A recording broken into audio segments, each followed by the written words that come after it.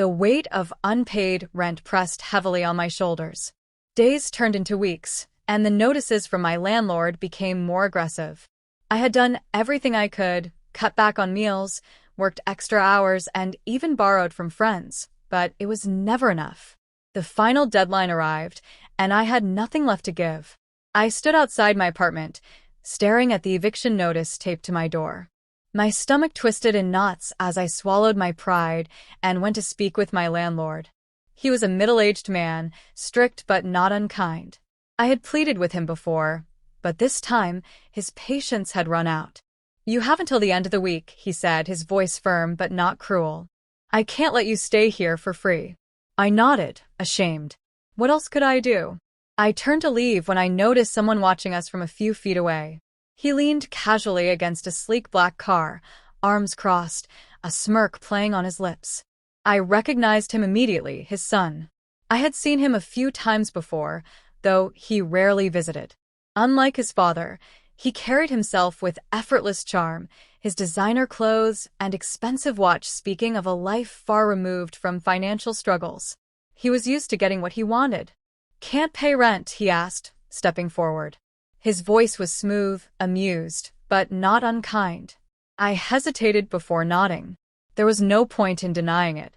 He studied me for a moment, then pulled out his phone, tapping the screen as if making an easy decision. "How much do you owe?" I blinked in surprise. "What?" "Your rent," he repeated. "How much?" The landlord sighed. "It's not that simple, son. This is business." His son ignored him, looking at me expectantly. I hesitated, unsure if I wanted to answer. Was this a joke? Some twisted game?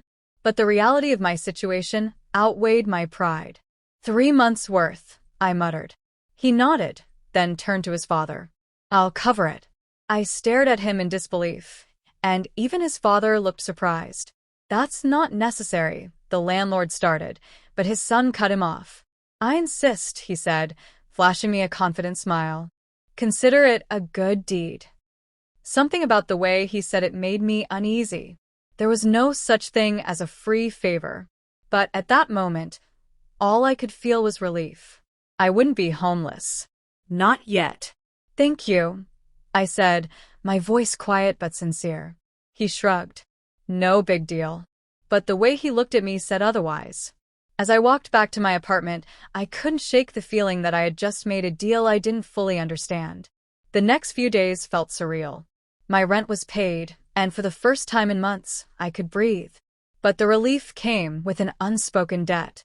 He started showing up more often, lingering outside my apartment, texting me casually as if we had been friends for years.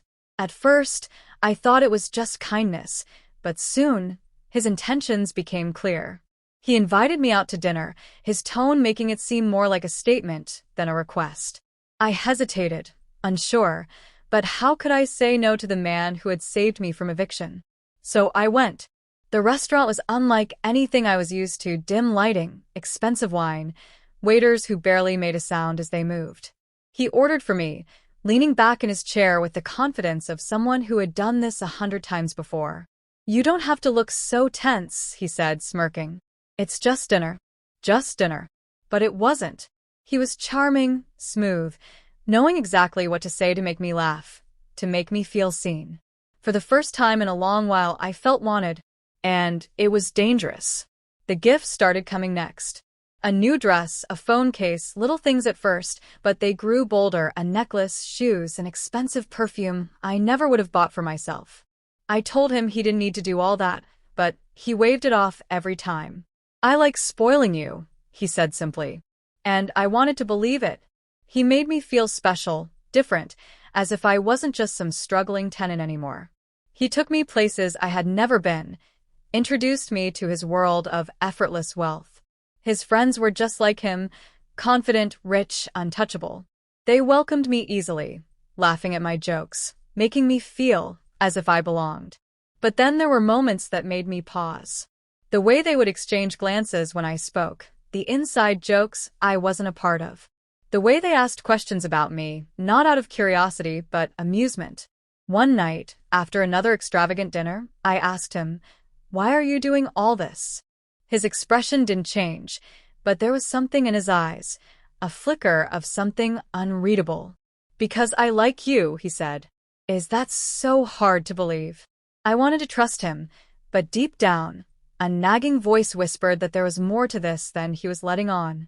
The illusion shattered the night he took me to a rooftop party. It was extravagant, filled with people who had never worried about money a day in their lives. The air smelled of expensive cologne and champagne, laughter echoing through the open space. He led me through the crowd, hand on my waist, introducing me like I was something he had acquired, something to be admired. His friends were already waiting, lounging on velvet couches, drinks in hand. One of them, a woman dressed in designer from head to toe, gave me a knowing smile. "So, this is her?" she asked, tilting her head. I shifted uncomfortably. "Her." They exchanged amused glances, before one of the guys chuckled. "Come on, we all knew he'd do it again." My stomach twisted. "Do what again?" Silence. He tightened his grip on my waist, but I pulled away, suddenly feeling like I was standing in the middle of a joke I didn't understand. "Someone explain," I demanded, my voice firmer than I felt. The girl sighed, swirling the liquid in her glass. "He loves a good underdog story. Finds a girl struggling, sweeps her off her feet, makes her feel like she's different, until he gets bored." I turned to him, my heart pounding. "Tell me that's not true." His jaw tightened, but he didn't deny it. Everything clicked into place. The gifts, the lavish dates, the effortless way he pulled me into his world. It wasn't about me. It was about them. About showing off. About proving he could turn nothing into something, and once the game was over, he would move on to the next. I felt sick. I pushed past him, desperate to get away, but he grabbed my wrist. "Wait." I yanked free, my voice shaking. "You never cared. This was never real." For the first time, he looked uncertain. It wasn't like that, but it was. And the worst part? I had let myself believe otherwise. I walked away that night and never looked back. He called, texted, even showed up at my apartment, but I didn't answer. There was nothing left to say. The truth had been laid bare, and no amount of smooth words could erase it. The hardest part wasn't losing him, it was losing the illusion. I had let myself believe that someone like him could love someone like me, that I was special enough to change the rules of his game. But I wasn't. I was just another name on a list, another momentary thrill in his world of excess. I had no choice but to start over. The money was gone, the comfort stripped away, and reality hit hard. I picked up extra shifts, cut out anything that wasn't essential, and threw myself into surviving. It was humiliating, exhausting, but necessary. Because this time, I wouldn't rely on anyone to save me. Weeks passed, then months. Slowly, things got better. I moved into a smaller place, paid my own rent, and learned to stand on my own again. The pain faded, replaced by something stronger, self-respect. Then one evening, as I walked home from work, I saw him. Standing across the street, dressed just as effortlessly as ever. But something was different.